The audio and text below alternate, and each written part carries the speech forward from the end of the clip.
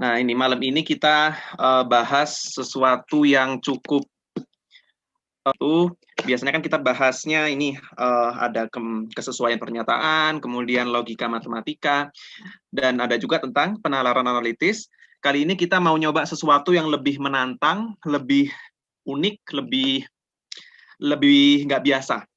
Soalnya di UTBK 2020 katanya soal ini sempat muncul dan membuat shock teman-teman kakak-kakak kalian yang dulu mungkin belum siap atau belum gimana, makanya soal ini kayaknya mungkin bakal muncul lagi atau enggak.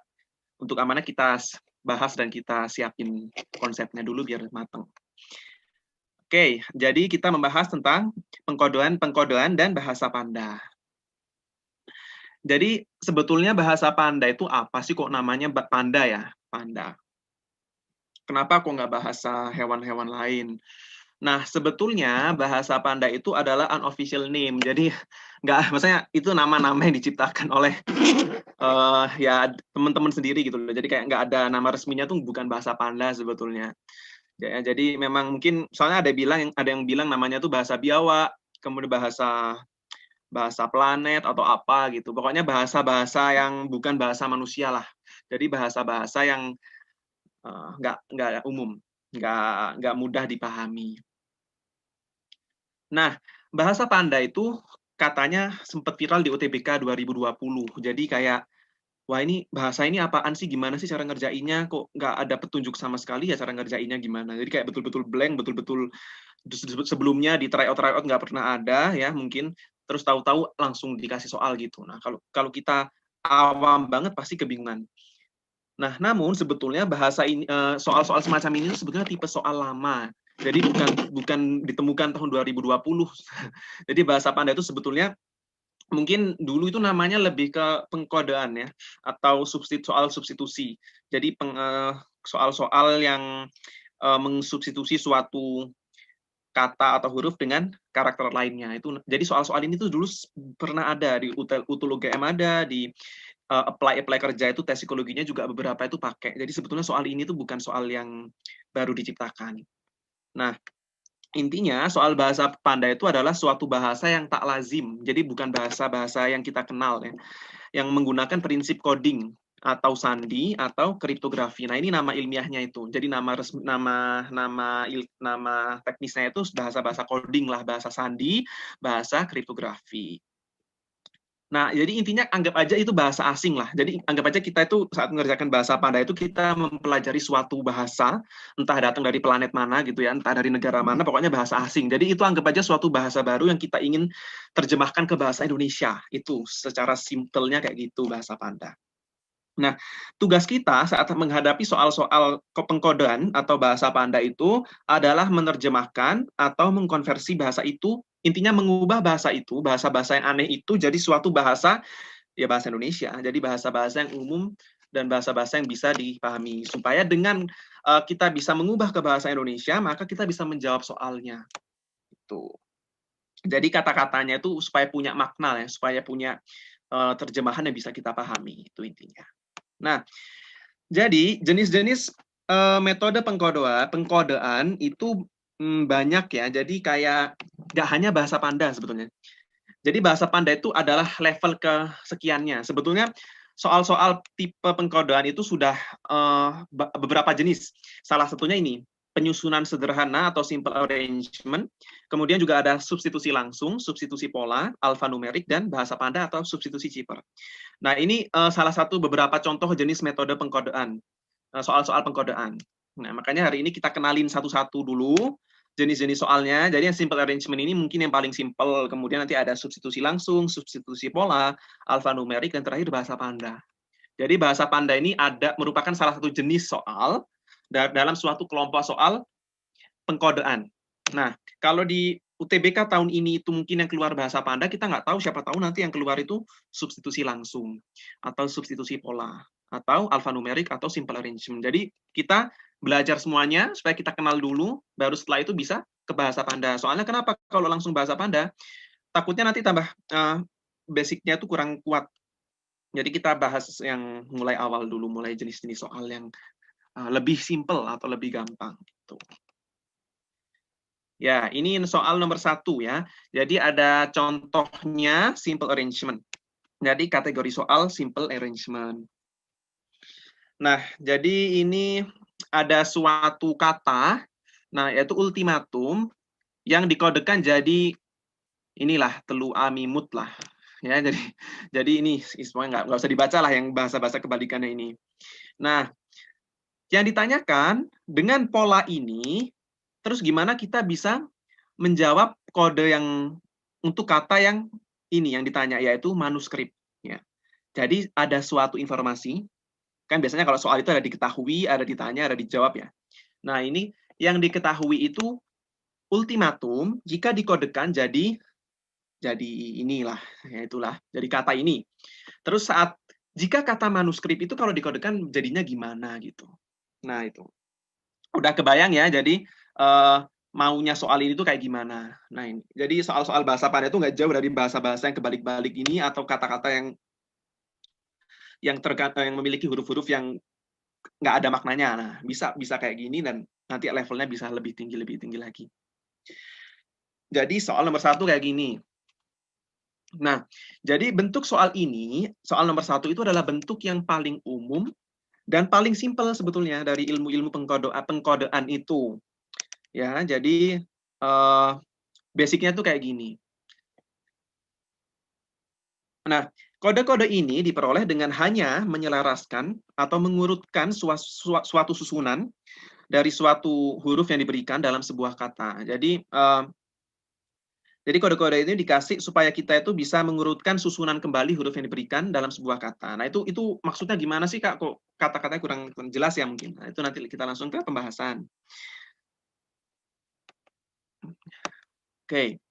Mungkin kalau maaf ya kalau di awal-awal agak cepat soalnya nanti kita lamanya ini di soal yang belakang-belakang aja biar enak ya. Karena kalau soal nomor 1 kelamaan padahal masih lebih gampang dibandingin soal yang lain, nanti takutnya waktunya nggak cukup. Makanya maaf kalau agak cepat di awal, soalnya nanti di akhir kita lama-lamain aja. Jadi langkah pengerjaannya yang pertama kita bandingkan kata semula dengan kata yang setelah dikodekan. Jadi kata semulanya itu maksudnya apa?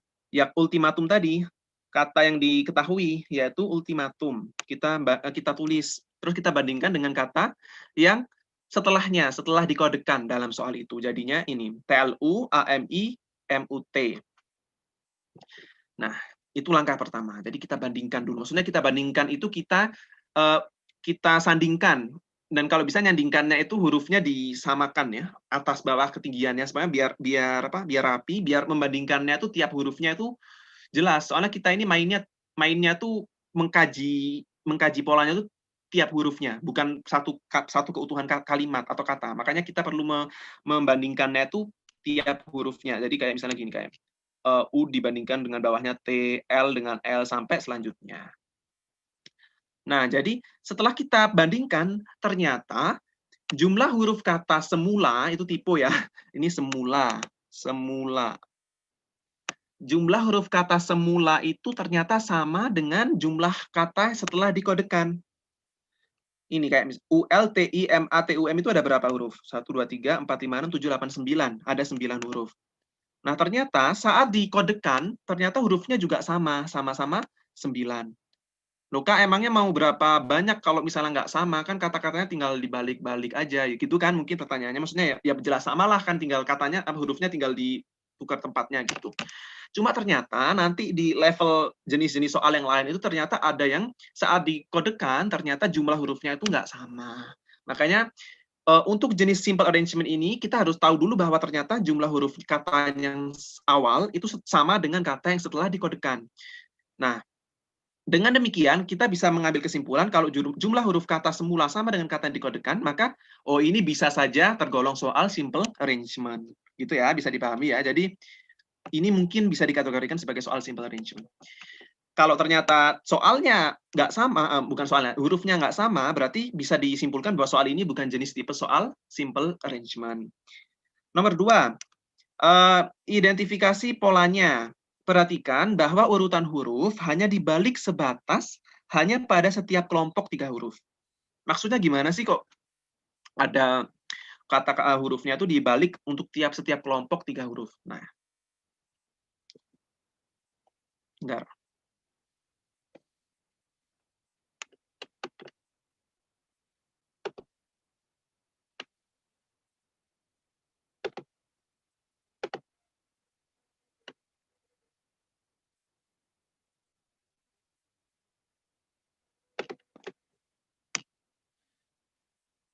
Ada gangguan ini ya, sebentar ya.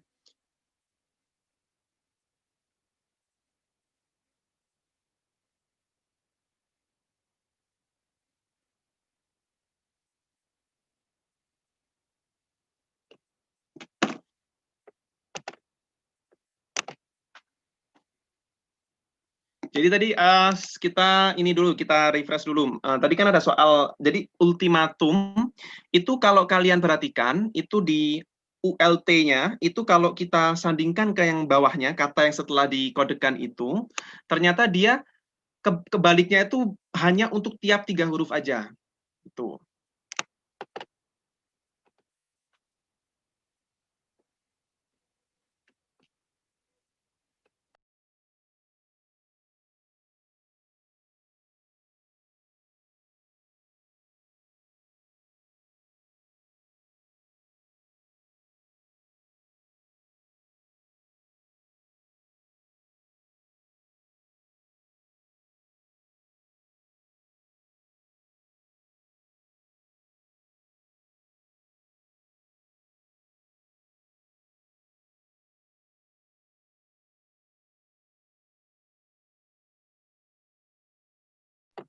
Maaf ya, ada gangguan teknis, jadi ceritanya aku nggak bisa nge-share screen, soalnya dari hostnya di disable. Sebentar ya.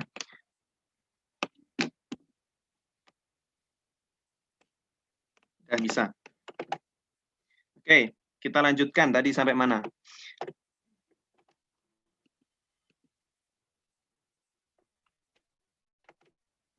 Nah, jadi kita ternyata saat kita perhatikan itu ultimatum ini setelah dibandingkan dengan kata yang bawahnya, itu ternyata polanya itu dibagi tiap tiga bagian. Jadi dibagi untuk masing-masing kelompok lah.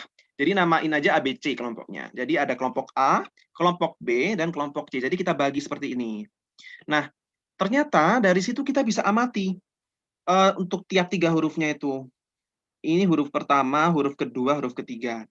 Kalau kita perhatikan, untuk tiap huruf kedua itu, ternyata dia tidak mengalami perubahan letak. Sama. Jadi L bawahnya tetap L, M bawahnya tetap M, U bawahnya tetap U. Itu untuk huruf kedua.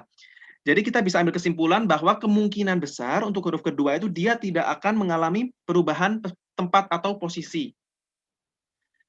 Nah, sedangkan untuk huruf pertama dan huruf ketiga itu dibalik. Jadi, misalnya ini ada U, ada T, maka U-nya akan pindah ke sini. Dan yang T-nya, dia akan pindah ke sini. Dan itu berlaku untuk semua kelompok. Kelompok A gitu. Kelompok B kalau kita amati juga sama. I-nya pindah, A-nya juga pindah. C-nya juga. T-nya ke sini, M-nya ke sini. Sedangkan yang di tengah, L, M, dan U sama-sama tidak berubah. Nah, udah kebaca ya polanya. Nah, kita gunakan pola yang telah kita temukan ini, penemuan pola ini, kita gunakan untuk pertanyaannya, untuk soalnya. Dengan 3 konsep ini.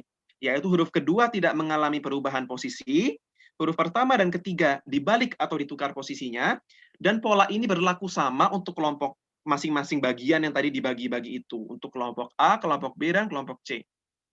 Ini katanya, manuskrip ya. Berarti udah jelas ya bagaimana polanya. Kita bagi dulu, ada 3 kelompok A, B, C, terus yang kita bagi 3, karena kebetulan memang soalnya ini hurufnya ada 9 ya, jadi gampang kalau dibagi. Makanya soal ini kan soal ini memang nggak bisa berlaku untuk semua jenis huruf kan. Kadang-kadang nanti kalau hurufnya ada 10, baginya 3 gimana gitu. Makanya polanya disesuaikan. Nah, ini kita baca, kita bagi 3, terus kita pastikan yang di kedua ini polanya tidak berpindah. Jadi A tetap nanti jadi A, S tetap di tengah, I juga tetap di tengah. Sedangkan huruf pertama akan berpindah ke huruf ketiga, dan huruf ketiga yang di awal akan berpindah menjadi huruf pertama. Dan itu berlaku untuk setiap jenis kelompok, yaitu kelompok A, kelompok B, dan kelompok C. Itu sama semua polanya. Nah, jawab berarti. Jadi saat yang ditanya di soal adalah pola dari kedua manuskrip, saat terjawabnya adalah ya ini NAM KS UPIR. Nah, ini jadi jawabannya betul adalah jawaban B. Jadi ini ya langkah-langkah pengerjaan yang tadi. Yang pertama kita bandingkan dulu kata semula dengan kata yang setelah dikodekan, kita sandingkan. Jika katanya itu jumlah hurufnya itu sama, maka kemungkinan besar bahwa soal ini bisa tergolong tipe simple arrangement. Tapi ada kemungkinan soal lainnya, nanti kita bahas ke soal selanjutnya. Kemudian langkah kedua, kita identifikasi polanya dulu. Setelah kita identifikasi polanya, kita gunakan pola yang kita ketemukan itu untuk yang ditanya di soal. Soalnya pasti polanya akan menyesuaikan yang diketahui. Nggak mungkin misalnya yang diketahui ultimatum dikodekan ini udah ketemu polanya, ternyata yang ditanyakan itu manuskrip ini polanya beda lagi ya. Gimana kita tahu kan, makanya yang diketahui polanya yang ini kok ya. Berarti pasti pola yang kita temukan untuk sesuatu yang diketahui di soal itu kita gunakan untuk menjawab pertanyaannya, dan kita lihat di pilihan jawaban mana yang sesuai dengan pola tersebut gitu. Nah, ini catatannya yang penting. Banyaknya karakter atau huruf atau angka atau simbol dalam setiap kata dalam kode harus sama dengan kata aslinya.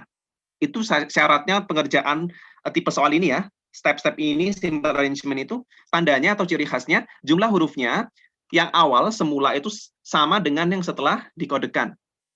Kalau berbeda, maka kemungkinan besar atau hampir bisa dipastikan dia bukan tergolong simple arrangement. Kemudian perhatikan keselarasan kata. Jika huruf atau nomor telah berubah posisinya dari pertama ke terakhir atau sebaliknya, maka kemungkinan pola yang digunakan adalah pola switch atau menukar satu posisi dengan posisi lain. Posisi A jadi posisi B, posisi C jadi posisi D, dan demikian seterusnya. Sehingga dengan ketemu pola kayak gitu, kita bisa gunakan pola itu untuk menjawab soalnya, yaitu manuskrip tadi. Manuskrip ini polanya ngikutin pola yang di ultimatum, kemudian kita gunakan pola itu untuk manuskrip dan akan ketemu jawabannya, yaitu jawaban B. Itu. Sampai di sini semoga paham, semoga jelas. Soalnya ini masih simple, masih awal-awal. Gitu. Oke. Kita lanjut ke soal nomor 2, yaitu substitusi langsung. Jadi di sini diketahui ada suatu kata yaitu leksikal. Di sini dia dikodekan dengan sederet angka, ya. Dan diketahui lagi tanon itu juga dikodekan dengan sejumlah angka juga, yaitu 62191. Jika menemukan suatu kode bertuliskan ini, maka yang dimaksud adalah, nah berarti ini kan kita tahu ada kata terus dijadikan angka, kemudian yang ditanya kebalikannya ada suatu kode, nah kita disuruh menerjemahkan ke bahasa aslinya. Beda dengan yang soal nomor 1 tadi kan, kalau soal nomor 1 tadi kan kita dari kata asli kita terjemahkan ke bahasa kode itu. Sedangkan kalau soal nomor 2 ini yang diketahui adalah yang ditanyakan adalah angka hasil pengkodoannya, kemudian yang kita diminta untuk mengidentifikasi atau menemukan adalah kata aslinya atau kata semula gitu. Nah, dengan tipe kayak gini, soal ini adalah contoh bentuk substitusi atau mengganti suatu karakter, misalnya huruf digantikan angka, atau angka digantikan huruf, atau simbol digantikan angka, atau seperti itu. Beda dengan soal nomor 1 tadi. Kalau nomor 1 tadi kan huruf digantikan huruf kan, kalau ini dia diganti dengan angka, atau suatu karakter yang beda. Gitu. Nah, langkah pengerjaannya gimana? Yang pertama, sama, bandingkan kata semula dengan kata substitutornya atau kata yang hasil pengkodoannya. Ini leksikal jadi 7385487. Tanon menjadi 62191. Nah, di sini diketahui, kita identifikasi lagi sama kayak yang soal tadi nomor 1. Apakah jumlah hurufnya sama dengan katanya? Leksikal ada berapa huruf itu? 1, 2, 3, 4, 5, 6, 7, 8. Angkanya ada berapa karakter angka? 1, 2, 3, 4, 5, 6, 7, 8. Sama-sama 8 ya. Begitu pula dengan yang tanon. Nah, karena sama-sama 8, sama jumlahnya itu sama, karakternya itu jumlah yang awal serta yang setelah dikodekan itu sama, maka kita bisa pastikan atau kita bisa anggap ini bisa tergolong soal substitusi substitusi langsung. Ya. Nah, setelah itu kita identifikasi polanya. Perhatikan bahwa setiap huruf disubstitusi oleh suatu angka. Ya, leksikal tanon itu disubstitusi menjadi suatu angka. Kemudian kita cermati lagi, hal apa yang bisa kita ambil lagi dari translatean ini, dari terjemahannya ini. Ternyata untuk huruf yang sama itu dia akan berubah menjadi angka yang sama juga. Maksudnya gimana? Maksudnya ini, misalnya huruf A di leksikal dia jadi angka 2. Berarti saat di Tanon ternyata A-nya itu juga menjadi angka 2. Berarti bisa dipastikan dia tipenya substitusi spesifik. Jadi dia akan substitusi ke suatu angka spesifik gitu. Ya. Jadi setiap huruf A maksudnya. Setiap huruf A akan menjadi angka 2, setiap huruf N akan menjadi angka 1. Kayak misalnya Tanon ini, ada 2 N kan? Dia sama-sama jadi angka 1. Nah, artinya setiap huruf spesifik dikodekan oleh suatu angka tertentu, sehingga bisa dianggap kemungkinan ini tergolong sebagai soal substitusi langsung. Tuh. Nah, kemudian di sini, simpulkan setiap angka menunjukkan huruf apa. Cara menyimpulkannya gimana, Kak? Ya udah kita data aja, kita list aja gitu. 1 menjadi N, 2 menjadi A dan seterusnya. Gitu kan? Kita list. Nah, sedangkan yang ditanya di soal itu maksud dari kode ini. 5, 3, 8, 4, 7, 2, 5. Ya udah, kalau kita sudah punya listnya, ya udah kita bisa langsung spesifik merujuk pada suatu kata. 5 kita lihat S, 3 jadi E, 8 jadi K, dan seterusnya gitu. Nah, kalau pengen kalian caranya yang lebih cepat, ya udah kalian nggak usah ngebuat listnya, misalnya 1 sama dengan N, 2 sama dengan A, 3 sama dengan E, itu mungkin bagi sebagian orang kelamaan. Ya udah kalau misalnya kalian pengen langsung bisa tahu soalnya, ya udah kalian langsung lihat aja di leksikal sama Tanon ini. 5 itu mana? OS. 3 itu apa? E, dan seterusnya. Jadi sebetulnya caranya tuh banyak. Jadi bisa lebih cepat dari yang aku jelasin ini. Cuma kalau misal supaya biar paham, aku list aja kayak gini. Jadi 1 sama dengan N, 2 sama dengan A, 3 sama dengan E, dan seterusnya. Sehingga saat yang ditanya di soal adalah kode ini, maka kita bisa langsung merujuk pada listnya gitu. Oke. Nah, berarti tadi ini ya, kodenya sekian menjadi kata yang ketemukan adalah sekilas. Jadi jawaban B benar. Nah, jadi langkah-langkahnya apa yang untuk substitusi langsung yang tadi? Yang pertama sama soal step-stepnya. Kita bandingkan, wajib kita bandingkan kata semula dengan substitutornya. Kemudian kita identifikasi polanya. Cek apakah satu karakter disubstitusi oleh spesifik satu karakter lain. Itu penting. Kadang-kadang ada, misalnya di kata leksikal ini A-nya jadi 2. Tapi ternyata di Tanon katanya A-nya ternyata nggak jadi 2, tapi misalnya jadi angka 5. Wah, kalau gitu berarti nggak bisa dikerjakan, berarti soal ini bukan tergolong substitusi langsung. Soalnya kan kata-katanya substitusi langsung, berarti langsung aja diterjemahkan ke kode yang ada. Nah, gitu. Kalau misalnya ternyata satu karakter itu disubstitusi secara spesifik oleh satu karakter lain, maka kita bisa kemungkinan besar bahwa soal ini adalah tergolong substitusi langsung. Kemudian kita simpulkan setiap karakter digantikan oleh karakter apa itu. Jadi kayak ngelis tadi, setelah itu baru kita ubah ke pilihan jawabannya. Nah, ini ada cara cepatnya. Saat mengkodekan ini, langsung lihat pilihan jawaban. Di semua pilihan jawaban ternyata ada huruf S dan E. Berarti maka angka 5 dan 3 tidak perlu dicek kan? Ya dong. Kan ini SE semua. Berarti 5, 3 ini kan pasti SE. Udah nggak usah dicek lagi ke leksikal sama Tanonnya. Pasti S dan E kan, udah fix gitu. Terus kita cek. Setelah ini apa? Setelah 5, 3 angka 8. 8 ini apa? 8 itu ternyata K. Sedangkan di sini yang ke pilihan B dan D kan, berarti yang pilihan A dan C salah. Soalnya pilihan A itu L, kalau pilihan C itu N. Berarti kemungkinannya semakin sempit ya antara pilihan B dan D. Kemudian kita lihat lagi, angka selanjutnya setelah 8 apa? 4. 4 itu ternyata I. Ya udah, berarti jawaban yang betul itu adalah jawaban B gitu. Paham ya sampai segini? Jadi intinya kita selalu cek, pokoknya yang diketahui ini jadikan sebagai data utama yang harus kita identifikasi polanya, dan setelah identifikasi polanya kita tahu karakter ini kalau diubah jadi apa gitu. Nah, setelah diketahui kita bisa menjawab soalnya. Oke.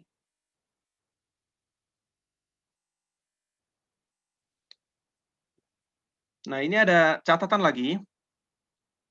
Perhatikan pada penyubstitusian huruf yang sama. Hal ini dapat mempermudah dan mempercepat dalam rangka menentukan jenis pengkodeannya, apakah termasuk dalam model substitusi langsung atau tidak. Ya sama kayak yang maksudku tadi. Jadi kayak hurufnya tuh kalau A apakah selalu dia jadi 2. Kalau misalnya N apakah dia selalu jadi angka 9 gitu. Karena leksikal dan tanon ini untungnya dia ada 2 A kan. Jadi ada A di leksikal, ada A di tanon. Berarti kita bisa cek dia tuh sama-sama berubah jadi 2 atau enggak sih gitu. Kalau misalnya sama-sama jadi 2, berarti dia tergolong soal model substitusi langsung. Oke, nomor 2 selesai. Kita lanjut ke nomor 3.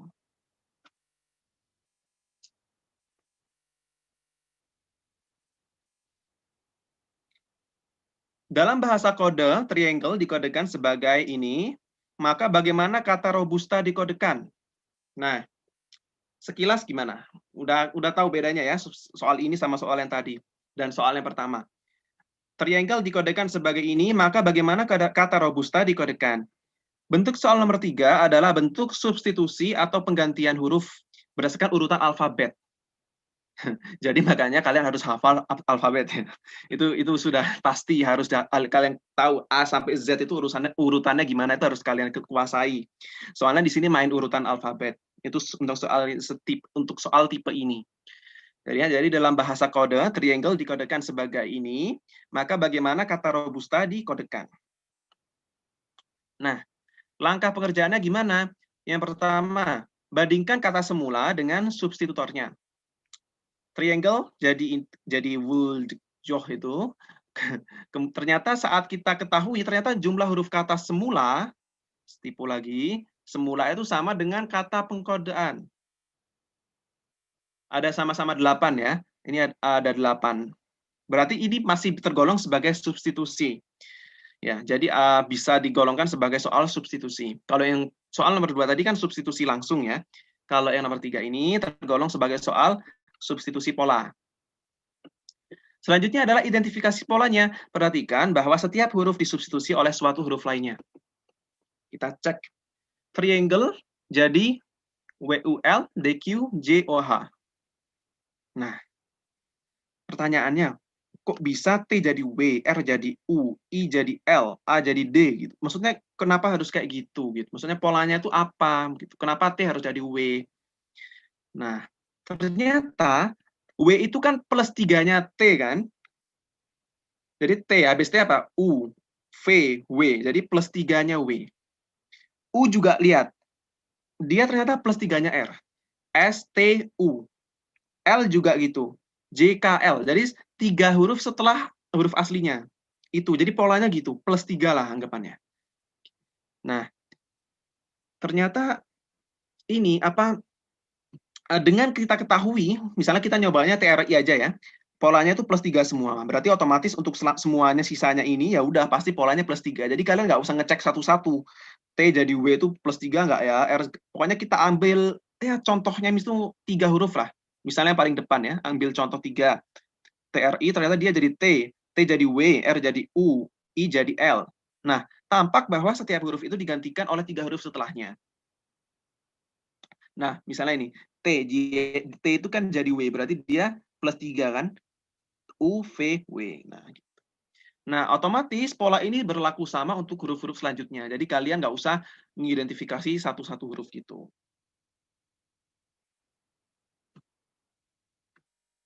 Nah, simpulkan pola yang ada untuk substitusi masing-masing huruf. Berarti polanya itu plus 3. Udah ketemu ya tadi kita identifikasi pelan-pelan bahwa polanya itu plus 3. Nah, setelah itu tidak perlu diidentifikasi semua huruf yang ada di alfabet. Ya, kayak tadi, langsung aja ditentukan huruf substitusi untuk yang ditanyakan di soal. Nah, maksud sampai sini paham ya? Jadi, setelah tahu polanya plus 3, kalian nggak usah buat list A sampai Z gitu loh. A itu jadi apa, B jadi apa, itu nggak usah. Jadi, langsung aja fokus kayak yang ditanya di soal. Kan yang ditanya di soal itu kan robusta.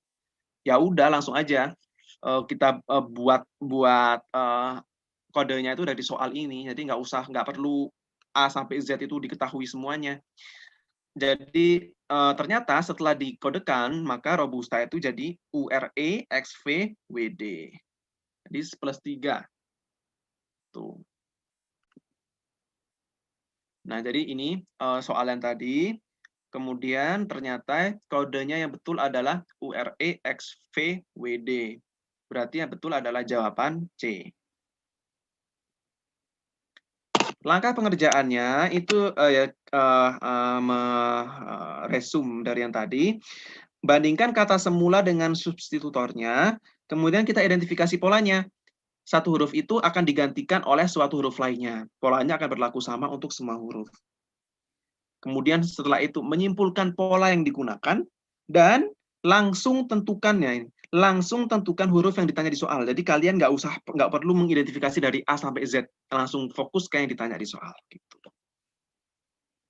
Nah, ini ada cara cepat lagi. Sebetulnya cara cepat ini pasti kalian lakukan ya. Jadi di caranya mengeliminasi jawaban.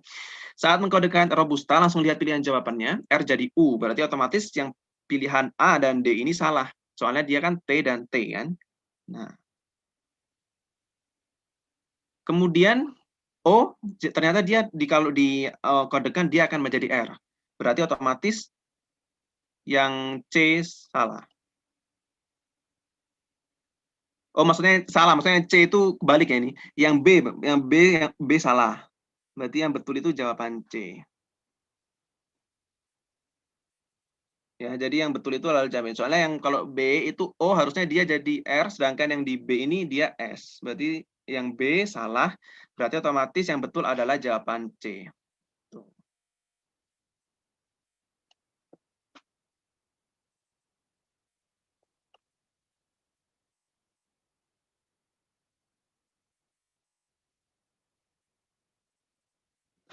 Gimana? Sudah pada paham ya maksudnya?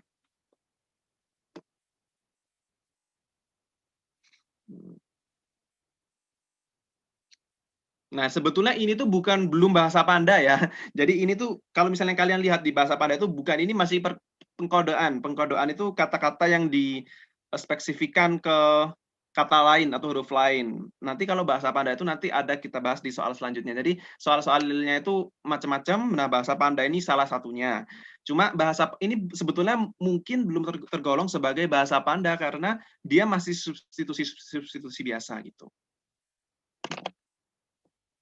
Selanjutnya, nah ini ada soal nomor 4.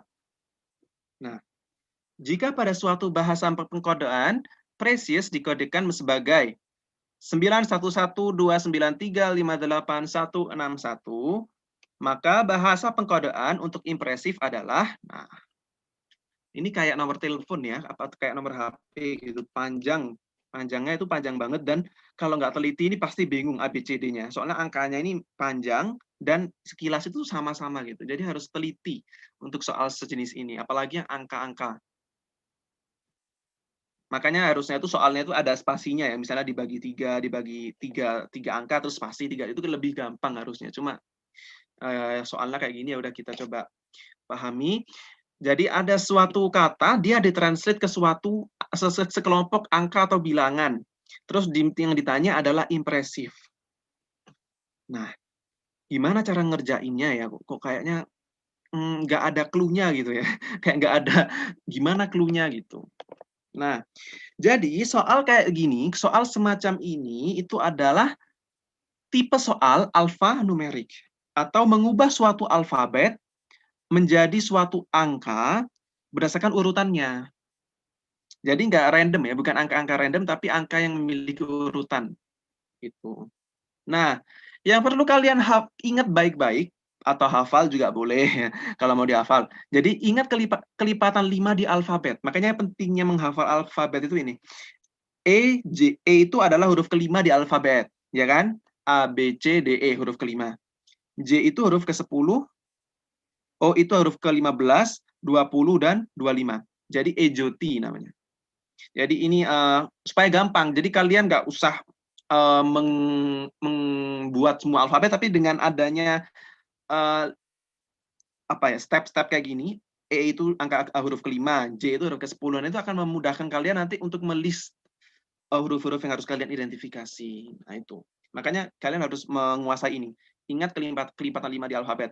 E itu huruf kelima, J itu huruf ke-10, O itu huruf ke-15, T huruf ke-20, dan Y huruf ke-25. Nah, Ini kayak gini maksudnya, ya kan? Nah, supaya gampang itu kalian ingat yang terakhir ini aja, yang dikasih tanda ini. Itu untuk urutannya.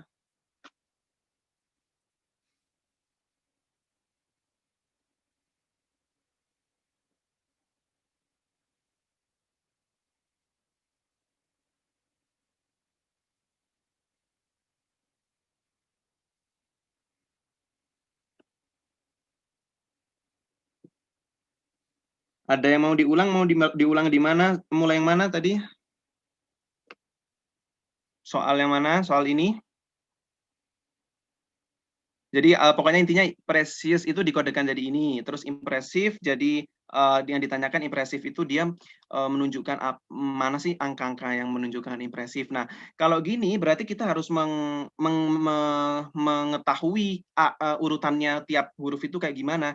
A itu sama dengan 1, B itu sama dengan 2 dan selanjutnya gitu. Nah, langkah-langkah pengerjaannya sama, selalu kita bandingkan kata semula dengan substitutornya. Itu harus kita lakukan.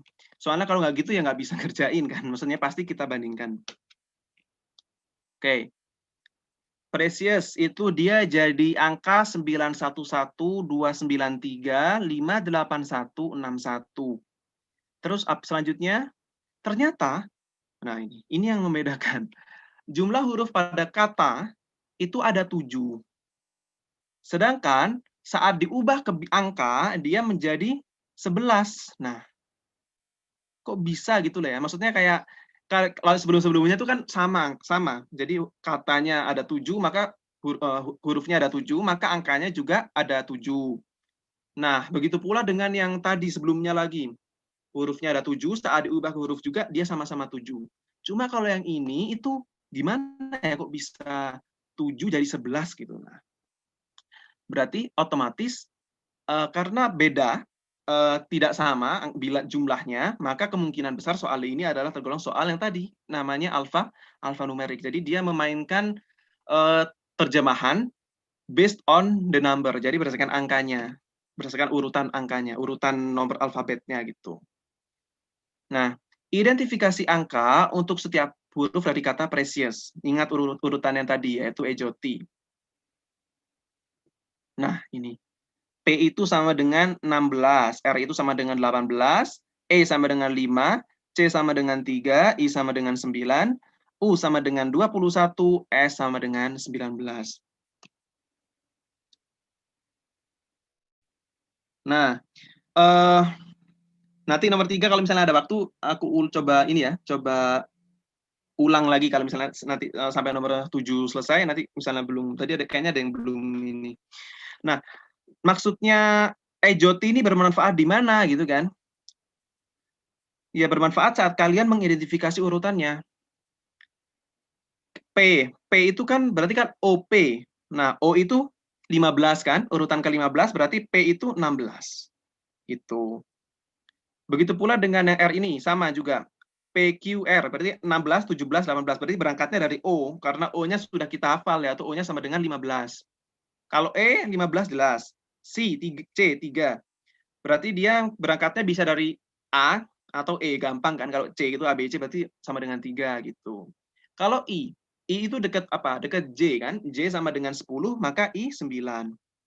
U dekat apa? U dekat T. T sama dengan 20, maka U sama dengan 21. Begitu pula dengan S. S dekat T.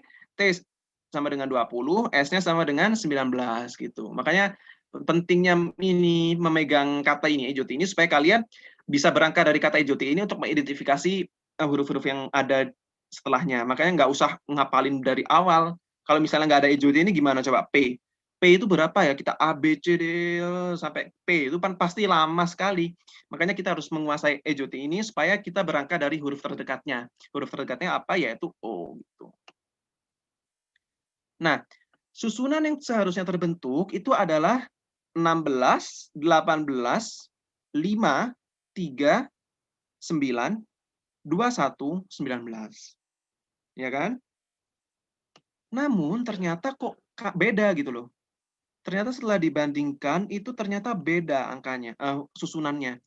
kode yang diberikan di soal itu 9112 935 8161, sedangkan kode yang seharusnya kita identifikasi di sini, kode yang seharusnya kita gunakan atau kode yang umumnya sebagai urutan alfanumeriknya itu 16, 18, 5, 3, 9, 21, 19. Nah, kok beda gitu. Nah, gimana coba? Kalau kita perhatikan, itu ternyata kode yang diberikan di soal itu sama dengan kode yang seharusnya teridentifikasi sebagai urutannya alfanumerik itu. Cuma kalau kode yang diberikan di soal itu dia hanya dibalik aja. Jadi 91 12 9 3 5 8 1 6 1 itu ditulisnya mulai dari yang paling belakang, yaitu enggak, ulangi ya, maksudnya gini, 16 18 5 3 9 2 1 19 ini kan kode yang seharusnya kan berdasarkan urutan alfabetnya yang ini, yang EJOT dan selanjutnya ini. Cuma karena kode yang diberikan di soal itu beda, kita harus identifikasi ternyata kode yang diberikan di soal itu merupakan kode yang seharusnya cuma dari belakang nulisnya gitu maksudnya. Jadi dari sini 91 12 93 5 81 61 itu maksudnya. Jadi kode yang diberikan di soal itu sama sebetulnya, cuma dia ditulisnya dari belakang aja. Nah, itu. Makanya di sini kita perlu untuk mengidentifikasi atau menentukan polanya. Kita bandingkan. Bandingkan kode yang seharusnya kita temukan berdasarkan urutan alfabet itu, kita bandingkan di soal. Kita bandingkan yang di soal. Kalau misalnya sama, alhamdulillah. Tapi kalau misalnya beda, nah berarti polanya harus lebih kreatif. Kita harus bisa mengidentifikasinya, harus lebih teliti dan lebih pintar untuk membaca. Oh, ternyata polanya itu dibacanya dari belakang. Ya, jadi dari sini 91. 9 kan di depan kan, berarti oh ternyata dari belakang nih 91 12 93 5 81 61 gitu. Jadi polanya itu terbalik. Makanya soal semacam ini tuh sebetulnya luas. Luas dan banyak sekali variasinya. Makanya penting-penting untuk banyak latihan supaya terbiasa dengan soal-soal kayak gini. Tuh. Kalau sudah menentukan polanya, yang dibalik tadi, bacanya dari belakang itu, kita gunakan untuk menjawab soal. Kan yang ditanya impresif kan? Berarti kita identifikasi dulu. Dari EJOT-nya dulu ya, dari EJOT-nya. I sama dengan 9, M sama dengan 13. Nah ini, sampai ke bawah. Kalau udah, kita tentukan, kita balik jadi urutannya. Kan kalau impresif kan 9, 13, 16, 18, 5, 19, 19, 9, 22, 5. Kalau dibalik, ya udah kita bacanya dari belakang aja. 5, 22, 9, 91, 91, 5, 81, 61, 31, 9. Nah, yang mana ini? Kecil-kecil kan? Ternyata yang betul itu adalah jawaban yang D. 522 991 ini. Jadi jawabannya itu D, dan di sini kalian harus hati-hati soalnya angkanya itu mepet-mepet, kecil-kecil dan banyak. Jadi harus kalian perhatikan betul ya pilihannya itu. Jadi ini langkah soalnya, ini bukan soal substitusi pola ya. Soal alfanumerik namanya. Jadi bandingkan kata semula dengan substitutornya. Setelah dibandingkan, kalian identifikasi setiap angka yang terbentuk dari setiap huruf yang ingatnya berdasarkan EJOT tadi, supaya membuat kalian ngerjakannya lebih cepat kalau ada EJOT itu. Jadi kalian berangkatnya itu dari huruf paling dekat, kelipatan 5. Misalnya P itu kan dekatnya O, berarti 10, 11 gitu. 15 berarti 16 P-nya. Nah, setelah kalian identifikasi gitu, bandingkan kode yang diketahui di soal dengan pola yang kalian temukan dari EJOT-nya tadi. Kalau kode yang di soal itu sama dengan pola yang kalian temukan, itu berarti ya udah langsung aja dipakai untuk menjawab soal. Cuma kalau beda kayak tadi, ternyata polanya itu beda, baru kalian mulai memainkan kreativitas atau memikirkan lagi, ini polanya gimana ya? Kok padahal dari alfanumeriknya itu harusnya kayak gini. Cuma di soalnya kok beda. Nah, itu ternyata kalian identifikasi lagi, lebih teliti lagi, ternyata polanya, oh ternyata bacanya itu dari belakang gitu. Jadi harus hati-hati. Nah, kalau sudah menemukan pola kayak gitu, baru kalian bisa gunakan untuk menjawab soal. Pasti pusing kan, soalnya harus kayak harus ada idenya gitu ya, harus ada idenya. Ini idenya kok bisa dapet aja ya, maksudnya kok harus balik dari belakang itu kok bisa kepikiran aja gitu. Makanya harus sering-sering latihan dan banyak variasi jenis-jenis kayak gini, soalnya pasti luas sekali variasi soalnya. Nah, macam-macamnya alfanumerik itu, ini kok tipe aja sih dari alfanumerik ya maksudnya. Macam-macam pola alfanumerik itu apa adanya, bisa apa adanya. Maksudnya apa adanya kayak yang aku maksud di awal. Jadi langsung aja dari identifikasi urutan di EJOT itu langsung menunjukkan polanya. Itu apa adanya, betul-betul langsung dari urutan hurufnya. Cuma ada juga yang penyusunannya dibalik dari belakang kayak tadi. Ya, maksudnya dibalik bacanya dari belakang. Ada juga yang menggunakan operasi. Nah, ini yang seharusnya bisa kalian latihan kalau misalnya ketemu soal kayak lain-lain. Cuma kebetulan nggak aku masukin. Maksudnya itu ada soal yang penjumlahan, pengurangan atau operasi matematika lainnya. Maksudnya kayak gimana? Misalnya kayak gini ya, impresif gitu. Kan bentuk aslinya yang atau apa adanya kan yang ini. Nah, maksudnya operasi penjumlahan itu ya dijumlah aja semuanya. 9 tambah 13 tambah 16 tambah 18 tambah 5 tambah 19 tambah 19 tambah 9 tambah 22 tambah 5. Misalnya totalnya itu misalnya 200 berapa ya? 240 misalnya. Ya udah nanti dipilih yang jawabannya itu angkanya itu ya angka totalnya. 240, 200 berapa gitu. Makanya itu berangkatnya sama-sama dari EJOT urutan ini, urutan EJOT ini, cuma ditampilkannya itu data-datanya itu bisa divariasikan, bisa dibalik, bisa dijumlah, bisa dikurang, bisa dikali, bisa macam-macam. Makanya banyak variasi soal-soal alfanumerik ini. Semoga nggak pusing dan semoga nggak memakan waktu lama ya kalau ngerjakan soal kayak gitu. Soalnya pasti idenya tuh munculnya tuh ya kalau nggak kebiasaan ya pasti bingung juga. Nah ini gimana sih maksudnya gitu. Nah, ini notes-nya, lagi-lagi catatannya. Perlu ketelitian, jelas. Perlu ketelitian dalam mengidentifikasi pola alfanumerik dan mengkonversi karakter hurufnya ke dalam angka. Jelas ya, perlu ketelitian, mengidentifikasi polanya tuh kayak gimana. Nah, yang lagi-lagi harus kutekankan, ya ini harus terbiasa dengan urutan alfabet. Ini EJOT ini. Dan ciri khasnya, sekali lagi ciri khasnya, itu jumlah karakter dari kata itu tidak sama dengan kode angkanya. Beda dengan contoh-contoh yang tadi, misalnya karakternya ada 7, maka saat dikodekan total karakternya juga 7. Cuma kalau alfanumerik ini, pada umumnya bisa lebih banyak kayak ini. Berapa coba? Males ngitung juga ya. Impresif ini ada berapa huruf, ternyata yang hasilnya itu kan lebih banyak kan karakternya. Bisa lebih banyak atau juga bisa lebih sedikit. Maksudnya lebih sedikit gimana Kak? Ya kayak yang tadi, misalnya operasi penjumlahan tadi. Misalnya impresif itu angkanya 9 ini. 9 sekian, kalau dijumlahkan kan 240, hanya 3 karakter. Sedangkan impresif itu ada berapa? 1, 2, 3, 4, 5, 6, 7, 8, 9, 10 kan? Karena nggak sama, maka otomatis soal itu bisa diidentifikasi sebagai soal alfanumerik. Nah, kalau soal alfanumerik gimana ngerjainnya? Ya udah berangkat dari urutan alfabet aja, EJOT tadi itu gitu. Nah, ini soal bahasa Panda ya, soal nomor 5. H sama dengan 12. Terus ada pertanyaan. Aku juga nggak bisa baca ini apa. Pokoknya inilah ditanya gitu.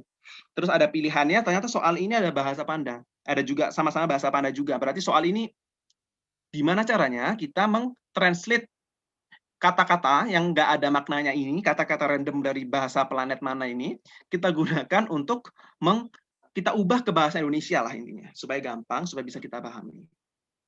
Nah, bentuk soal ini tergolong sebagai ciper substitusi, nama kerennya bahasa Panda sebetulnya, di mana suatu kata atau huruf itu diganti ya oleh suatu kata atau huruf tertentu, bukan berdasarkan urutan alfabet, tapi tertentu. Beda kan antara urutan alfabet dengan tertentu. Nah, disediakan satu informasi yaitu H sama dengan 12. Nah, dari sini kita bisa mengidentifikasi makna dari huruf atau kata yang ada karena proses penggantiannya pasti menggunakan pola penyusunan yang teratur. Maksudnya gimana? Maksudnya kalau misalnya H sama dengan 12 dan sudah ketemu nanti H itu sama dengan 12 itu artinya apa? Pasti huruf-huruf selanjutnya itu polanya akan mengikuti. Nggak mungkin misalnya H sama dengan 12 nanti I-nya itu pasti arahnya lain lagi. Itu nggak mungkin. Jadi pasti proses penggantiannya itu menggunakan pola penyusunan yang teratur. Nah, gunakan informasi utama H sama dengan 12 sebagai acuan untuk menentukan huruf lainnya. Dalam bahasa Panda, ini yang penting banget. Maksudnya H sama dengan 12 itu artinya H itu digantikan oleh alfabet pada pola yang sebenarnya. Alfabet pada pola yang sebenarnya dengan urutan ke-12. Ingat lagi Ejoti tadi. Alfabet urutan ke-12 itu apa? L kan? Berarti kan maksudnya alfabet pada pola yang sebenarnya itu maksudnya alfabet normal ya. Alfabet umum itu kan alfabet urutan ke-12 kan L. Dari J kan 10, K 11, L berarti 12. Otomatis karena H sama dengan 12, sedangkan urutan di alfabet asli itu 12 itu adalah L, maka dengan ini H digantikan menjadi L. Nah, H sama dengan L, maka huruf-huruf lainnya akan mengikuti, akan diketahui. Nah, H sama dengan L berarti I akan mengikuti. I menjadi M, N, J akan menjadi N, dan selanjutnya. Jadi urut ya. H, I, J, K, L ini sampai G, ini juga urut. L, M, N, O, P, Q, R, S, T, dan selanjutnya. Gitu.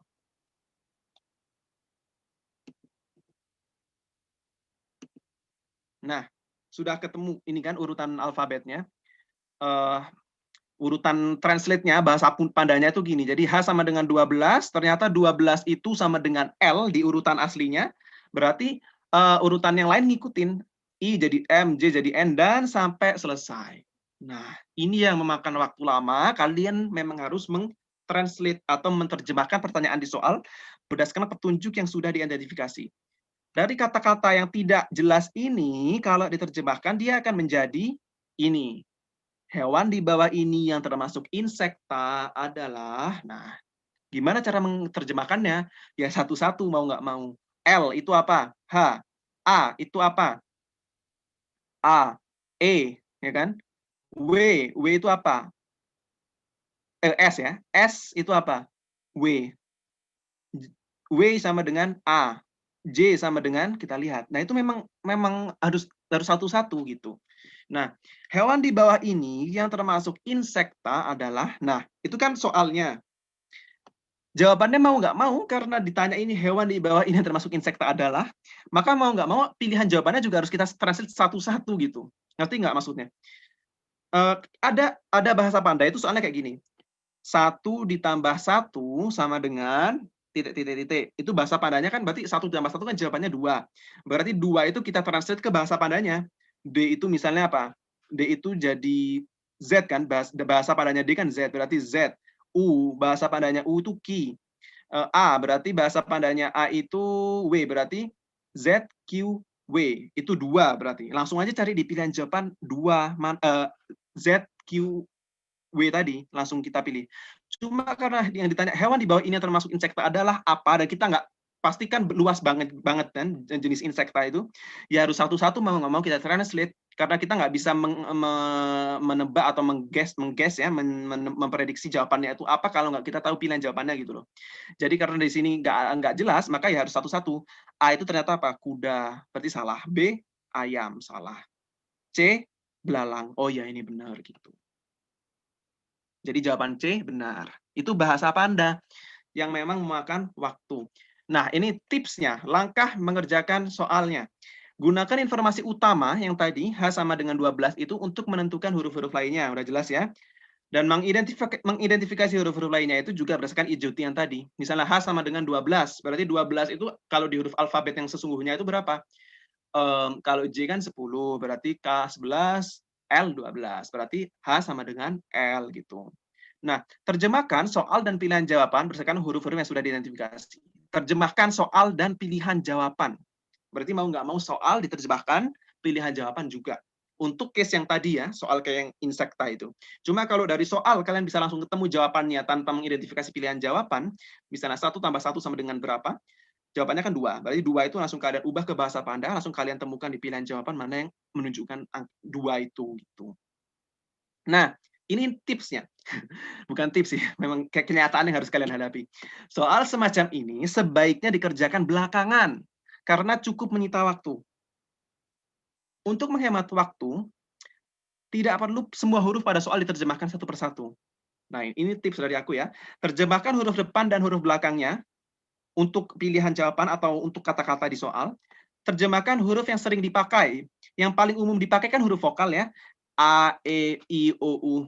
Nah, setelahnya, setelah kalian menentukan huruf depan dan belakang, dan kalian menentukan huruf vokalnya, maka otomatis sisa-sisanya itu bisa kalian prediksi atau bisa kalian tebak. Contohnya gini, beri perhatian khusus ke huruf vokal.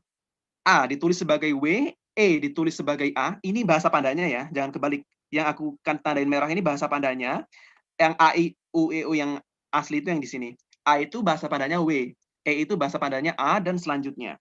Beri perhatian khusus, jadi kalian tercermati huruf vokalnya itu ini. Translatannya itu untuk huruf vokal ini. Nah, ternyata ditanya itu ini D, W, N, E, I, W, Q. Kita langsung aja identifikasi yang mana sih di sini huruf vokalnya. Ternyata huruf vokalnya kan ini, ada W sebagai A, terus mana lagi? E sebagai I, dan W sebagai A juga, dan Q sebagai U kan. Nah, berarti identifikasi huruf vokalnya. Ternyata A ini kosong, masih belum tahu. A ini kosong, I kosong, A, U. Nah, setelah itu kita identifikasi huruf depannya baru. D kan? D, D. D itu menunjukkan apa? Ternyata D itu menunjukkan H. Ya kan? Kalau di sini kan D menunjukkan H. Ini. Kan berarti H. Ya ini. Berarti kan kalau karena di sini konteksnya yang ditanya itu adalah hewan, ya udah berarti pasti jawabannya adalah bakal bisa ditebak bahwa yang kosong-kosong ini adalah R dan M kan? Berarti ini adalah harimau gitu.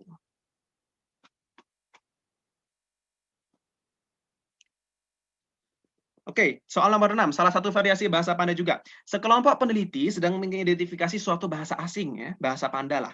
Beberapa kata yang dapat diidentifikasi adalah ini. Lekonagrip sebagai museum kain, agripsil lah, ini nggak tahu lah bacanya, berarti kain tenun, dan ini sebagai pabrik keju. Kata apakah yang mungkin berarti baju tidur? Nah ini.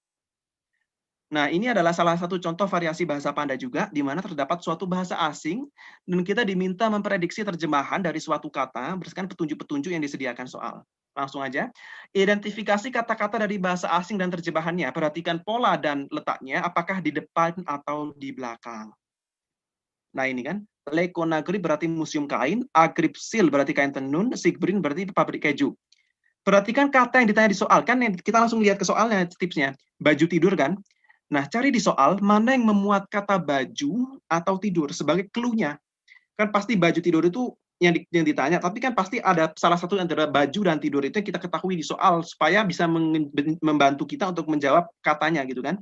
Nah, kita mana yang membuat kata baju atau tidur? Ternyata kata baju itu ada di sini, Sigbrin ini. Pabrik baju. Nah, pertanyaannya, baju itu yang mana? Dia itu yang siknya atau brimnya? Kan di sini ada dua kata ya. Sedang berarti otomatis ini kan kata ini kan terdiri dari pabrik dan keju. Tapi mana yang pabrik, mana yang keju gitu kan? Mana yang pabrik, mana yang keju? Kalau Sigbrinnya ini pabrik, kok keju sih? Baju. Salah.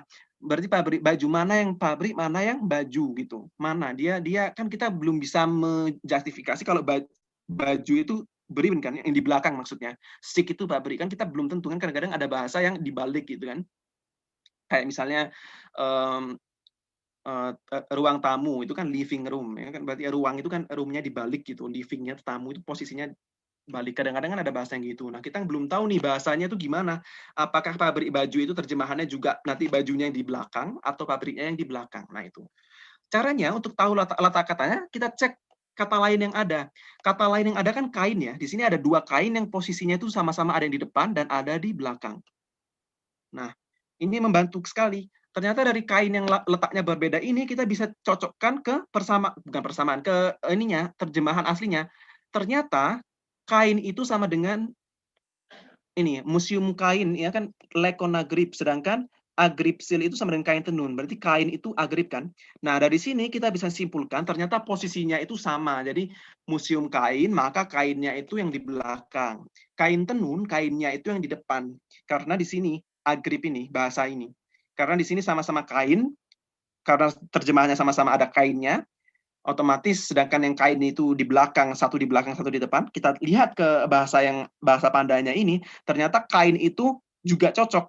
Kainnya tuh yang pertama, yang kain yang di belakang itu agripnya juga di belakang, kain yang depan, posisinya di depan, agripnya juga di depan. Berarti dapat disimpulkan bahwa agrip itu sama dengan kain, dan letak kata dalam bahasa Indonesia untuk soal ini loh ya, untuk soal ini itu sama dengan letaknya di bahasa Panda. Tapi nggak tahu kalau soal nanti kalian temukan, makanya tipsnya gitu. Yang letaknya di depan juga akan letaknya di depan, dan yang letaknya di belakang akan menjadi posisinya di belakang.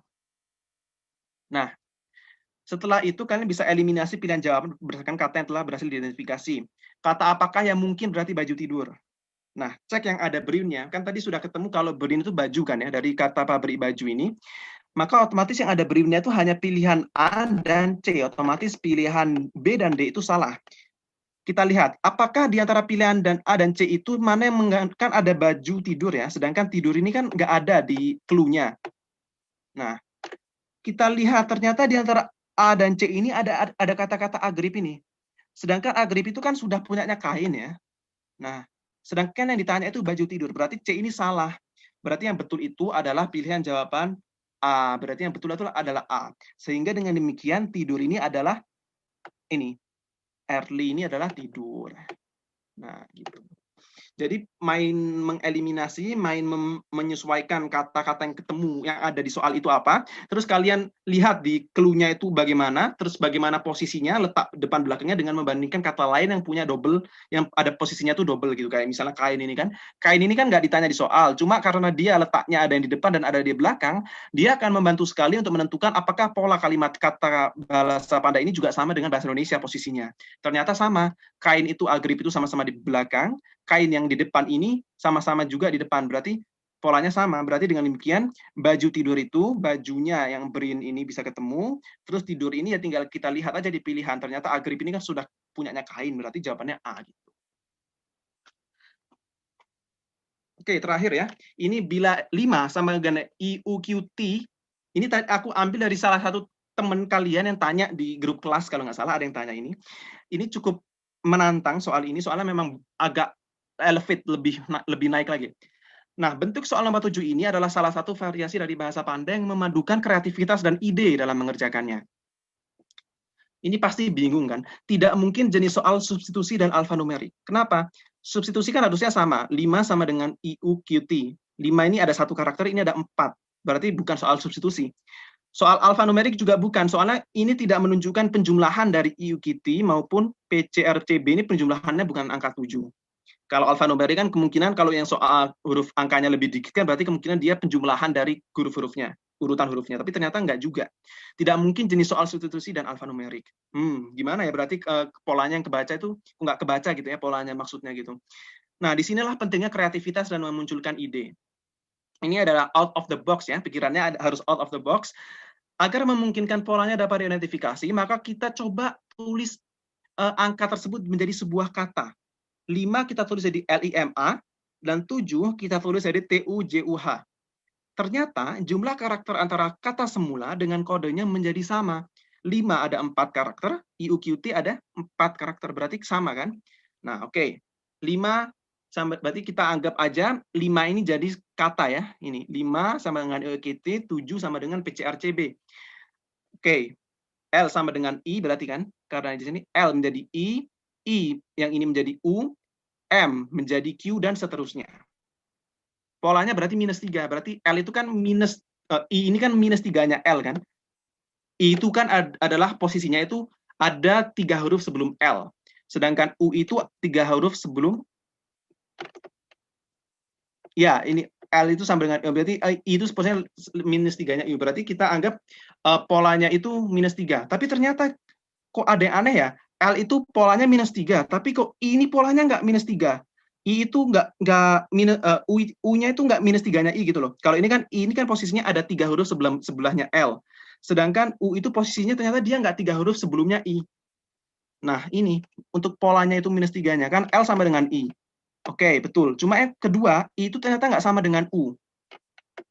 Ya kan? I itu malah samanya dengan F malah.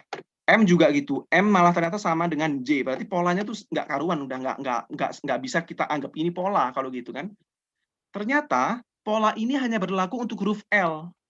L yang sama dengan I ini. Namun tidak berlaku untuk huruf-huruf lainnya. Berarti bukan pola dong. Kalau pola itu kan harus sama. Posisi hurufnya kan kalau I ini kan ada 3 huruf sebelum L. Sedangkan U itu ternyata nggak 3 huruf sebelum I. Begitu pula dengan Q nggak 3 huruf sebelum M. Berarti ini bukan pola. Nah, gimana kalau gitu? Nah, berarti kita harus memikirkan kemungkinan pola yang lain. Berarti pola ini salah gitu. Maksudnya konsep 5 sama dengan IUQT ini salah. 7 sama dengan PCRCB ini berarti bukan sesuatu yang tepat lah. Berarti kita harus memikirkan ide lain dan harus kita kreatif, harus lebih kreatif. Nah, bagaimana kalau 5 kita balik jadi amil, 7 dibalik jadi hujud. Nah, ternyata baru sama nih. Polanya plus 8. Jadi A itu ternyata sama dengan I, itu kan plus 8 ya, I itu plus 8-nya A. M ternyata dia terjemahannya kan U, ternyata U itu sama dengan plus 8-nya M. I sama dengan Q, berarti Q itu ternyata plus 8-nya I. Dan kita saat kita listkan, ternyata cocok semua. Mulai dari kata amil ini cocok translatannya, kodenya. Dia sama dengan plus 8. HUJUT ini ternyata juga cocok. H itu setelah diubah kan harusnya P. Kita lihat, H itu mana? Ternyata dia P, dia plus 8. Berarti cocok. Berarti anggap saja pola ini cocok. Pola ini dapat digunakan dan berlaku sama untuk semua huruf.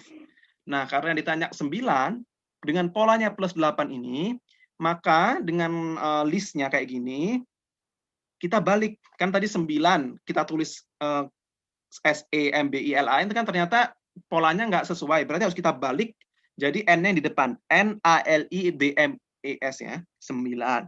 Nah, ternyata setelah kita lihat, ternyata kita transfer, ternyata jawabannya adalah FITQJUMA. Berarti jawabannya mana? B. Gitu. Nah, ini cara cepatnya.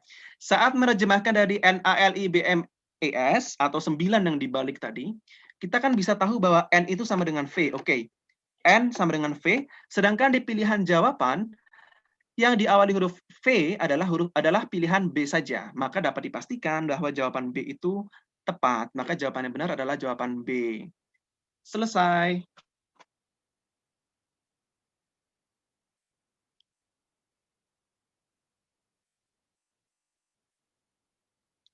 Selesai ya, teman-teman. Mohon maaf waktunya kelebihan. Mungkin itu dulu. Dari chatnya aku amatin juga mulai paham ya, mulai belajar lagi, cara mulai ngertilah tipe-tipe soal pengkodean dan bahasa Panda gitu. Jadi soal bahasa Panda itu bagian dari soal pengkodean, sedangkan soal kode-kode itu banyak variasinya, nggak hanya bahasa Panda tadi atau chipper substitusi tadi. Nah, makanya banyak-banyak berlatih, nanti next time kalau ada kesempatan aku kasih contoh-contoh soal lagi supaya lebih terbiasa dengan soal ini. Walaupun kita nggak bisa menjamin soal ini akan keluar lagi kan di UTBK 2021, namun nggak ada salahnya kita menyiapkan supaya untuk mengantisipasi kemungkinan-kemungkinan ya gitu. Oke, cukup sekian. Sampai ketemu. Selamat liburan long weekend ini. Selamat liburan dan jangan lupa ikut tryout-nya kalau yang sudah daftar. Terima kasih. Assalamualaikum warahmatullahi wabarakatuh.